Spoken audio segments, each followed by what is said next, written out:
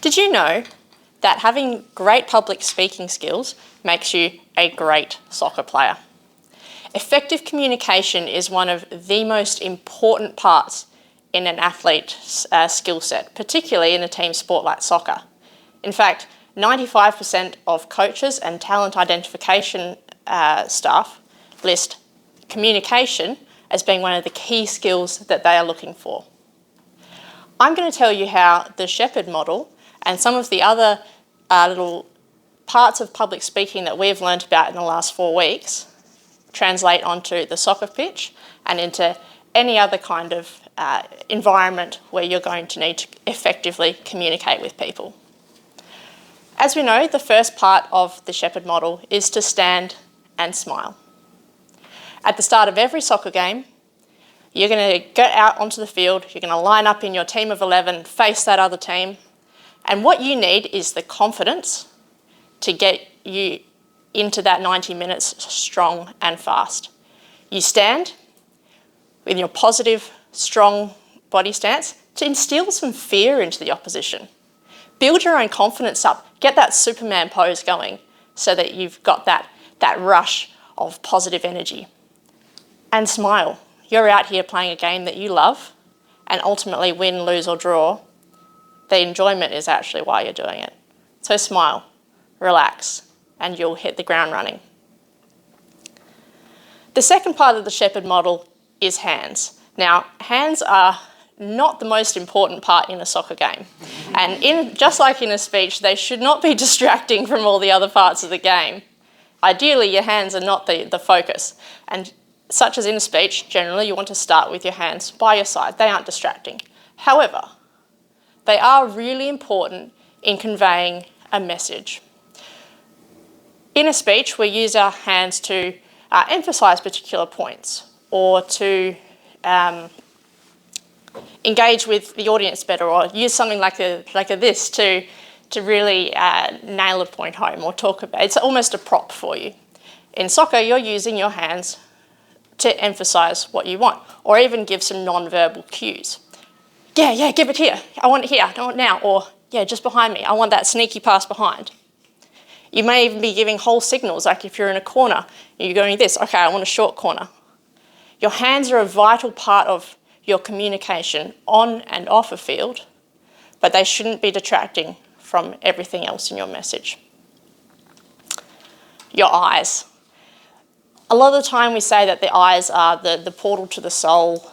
They are one of the most effective tools in engagement. In a speech, we want to look around and engage with our audience. So we have that connection. We can say more than just with our words by looking into someone's eyes.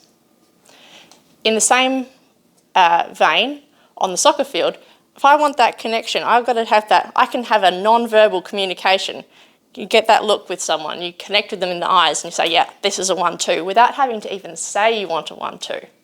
When I line up to take a corner kick, my first look is actually to look around into that penalty area, into the 10 or 12 people that are in there, and look for the one of them that I have eye contact with. That is the person that I'm going to try and hit this ball to. Someone else might be in a better position. I may not make it to that person I'm aiming for, but the one that I've connected with through my eye contact is who I'm going for. Now, pause. Pauses are extremely effective in a speech. It helps the audience to take in what you've just said and fully appreciate that. It also means that you have time to collect your own thoughts. Now, this is something I'm not good at on a soccer field. I tend to just have a constant babble of stream of consciousness. I'm one of the loudest, most talkative people in the field. I don't shut up. It's possibly something I need to work on the field, such that everyone actually has time to listen to what I'm saying rather than just me telling everyone what to do all the time. And then heard. You need to be heard on the soccer field. You need to make sure that everything you're saying is able to reach 50 metres down the other side. My coach always says to me, Richie, which is what they call me in soccer, you might be talking the most on the field, but if I can't hear you from 50 yards away, neither can the other players from 50 yards away. That volume has to come up. But it's not just about being loud. There are all the other parts of being heard that are important too, like clarity, tone, and pacing. The tone does need to change. It's all well and good, you can yell loud and aggressive when you want to give all the instructions. Yeah, over here, no, what are you doing? But sometimes you need to bring it down a level. A player's just made a mistake and shouting aggressively is not going to help. Your tone needs to change. In the same way that your tone needs to change when you're delivering a message. You can deliver a really heartfelt message and have that engage so much better and connect better with the audience if you drop it down. We speak quieter and slower.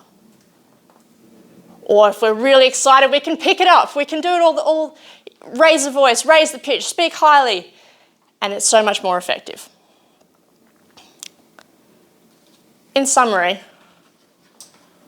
public speaking is so much more applicable than just when you're standing behind a lectern lecturing to thousands of avid supporters, or whether you're in the boardroom. It also applies to when you step across the white line and have to engage with your teammates to get the best possible outcome. Thank you.